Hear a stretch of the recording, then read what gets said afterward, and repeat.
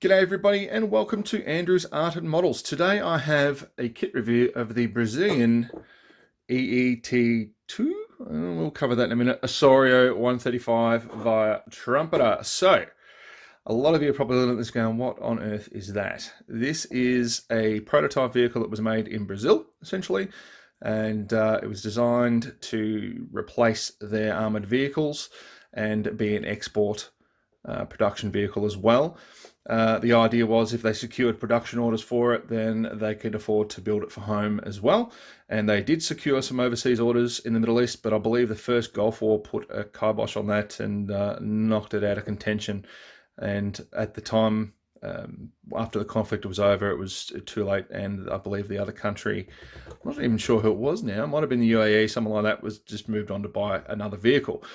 But this was still a very, very interesting vehicle and quite an accomplishment when you consider that this really was one of their first attempts at making a 100% indigenous vehicle. Like they'd built, Brazil had built tanks prior to that, but they'd been mostly modified designs or some German ones, I think, as well. But I'm sure there's someone out there that knows a lot more about it than me. The T2 aspect of it, I'm not quite sure what that is. As far as I'm aware, there was only 2 prototype vehicles made, and they were both designated EE-T1. So that sort of lost me. I'm not sure where they got that from. But still a very interesting vehicle, and I believe it's still on display at a museum in Brazil, at least one of them is. Anyway, so let's get on to the kit and have a look at what we got. And we're going to start with one of the first more unusual aspects of this kit. And you can see here I have a clear sheet. And I'll put my hand behind it so we can focus a little bit. And you can see there's some lettering on there. So A, B, C, D, E, F, G, so on and so forth. And they are for the viewports and rangefinders and everything like that for the vehicle. So that's the clear covers go on that. Different way of doing it. Definitely be careful putting them on. And I'm going to be using probably the Formula 560 glue to put that on there. But yeah, really kind of strange. The next thing is the decal sheet is really basic. And okay, fair enough. It was a prototype vehicle only. But still, it still says T2 on there. It hasn't got T1 on there anywhere. It says Osorio, and it's got a few random numbers. Now, I would have thought the references for this would have been actually, even though it's a very rare vehicle, would have been actually quite easy to find because Brazil is quite proud of this vehicle, even though it didn't go into production, and the company that produced it, Ingessa, I believe they're called, is no longer around. There are still plenty of photos of these tanks on there. And you can see Osorio EE-T1. Meh, no idea what that's about. I'm sure, as I said, there's probably some armoured experts out there that are a bit more up to date with this than I am. However, enough of the history lesson. Let's have a look at this kit. Construction is pretty straightforward. It actually reminds me a little bit of a Tamiya kit. It's just everything sort of goes together in a pretty standard sequence.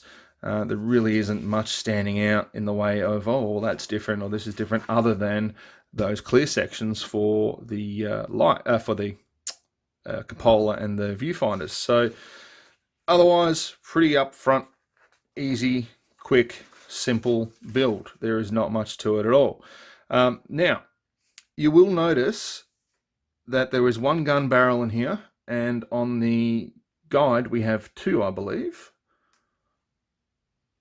Sorry, just paused it there for a second just to triple check something. Yeah, so there's 1 gun barrel there, and on the parts, on sprues, rather, we have 2.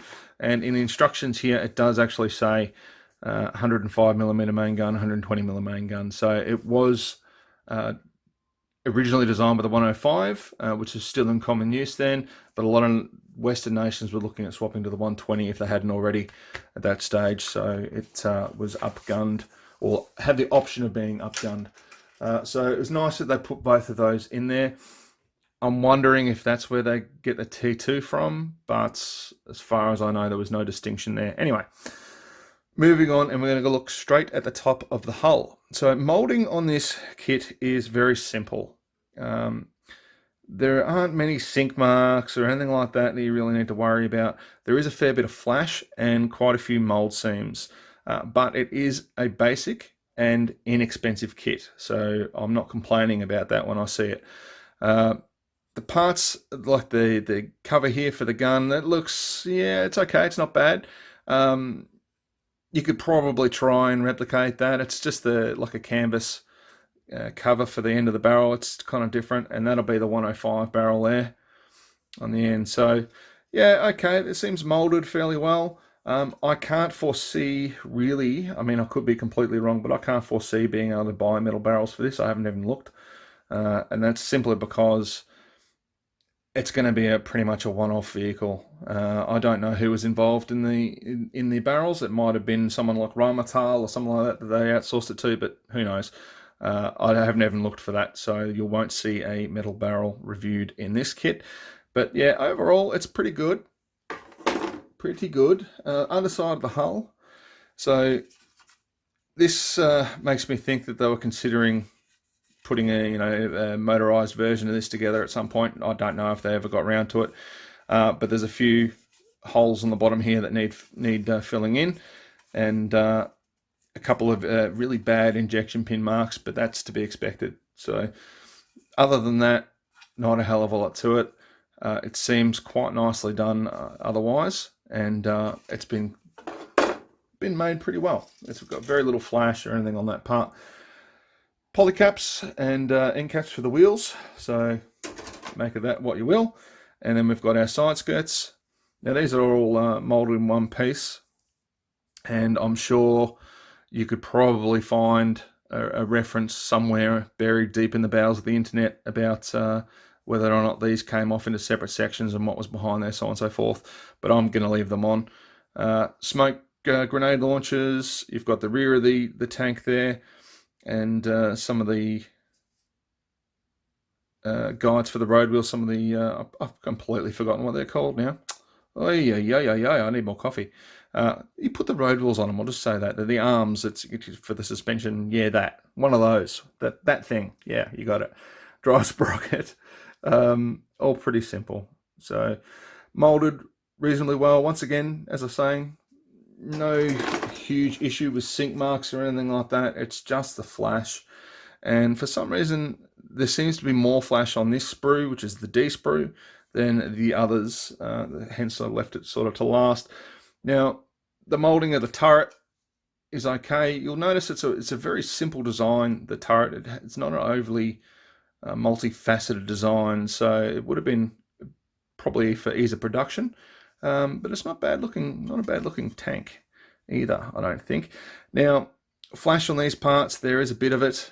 You are going to see it from time to time, and you are going to need to clean it up. There is also some bad seam lines on the barrel of the gun here, and a few other bits and pieces. So a little bit of care, a little bit of time taken to tidy that up, and it will look very nice. And for the very last sprue, we have the road wheels. So there are these odd black marks, and you would have noticed them on some of the other parts. I have no idea what that is. I mean, look at that. Is that a grease or something that's come off the mold? I have no idea. So they're definitely going to get a very good wash beforehand. But you can see the flash on these parts as well. So I'm just trying to show you that edge there. Another one there. There's a fair bit on these. So just tidy them up, sand them up lightly, and they should come up really, really well. But yeah, unusual. So let's get back to the last part, and I'm just going to get rid of that grease so I don't get it everywhere. Excuse me. Right, now, Brazilian EE, I'm going to call it T1, Osorio 135 by Trumpeter. Interesting kit. I think it's very simple. I think it's reasonably well made for simplicity, and the price is certainly going to be a standout for most people that are looking at this. Individual tracks, I'm sorry, I didn't cover them. Naughty. Individual tracks. So we've got the standard rubber or vinyl track here, and yeah, that's going to be, make of it what you will. Interestingly, it's got like a double location point on it. I don't know if you want to change the tension maybe. bit strange. And I did put them aside, so I remembered that, but I forgot to show them, of course, because that's just me. Yeah, otherwise, good tank. I think it's a good model. Would I go out and buy one? Well, obviously I have, yes. I'm looking forward to building it, and I think it's going to be quite a unique kit. If you take it to a model show, it's going to be one of those ones that people look at it and go, what on earth is that? Because it looks modern and it is a semi-modern design, and people are going to look at it and go, oh, it's got a decent gun on it, but you have no idea what the vehicle is. You might find that someone says, oh, it's an AMX-30 or something like that, one of the older French tanks. It'll be interesting to see how that goes. I'm definitely going to be taking this with me if I get a chance to make it. So, Trumpeter, well done. I like this kit. It is good and certainly excellent for the price that you've got it listed at. It was a very cheap kit, and I was more than happy to see it. I was really surprised when I saw this as a kit, because it's one of those really off-the-wall sort of models, and it hasn't been made popular like some of the paper panzers have by computer games and so on and so forth. So thank you very much for making it. And with that, we're going to call it a day. So thank you for watching. I hope you enjoyed it. If you have any more questions regarding this vehicle, please let me know, or the kit, let me know.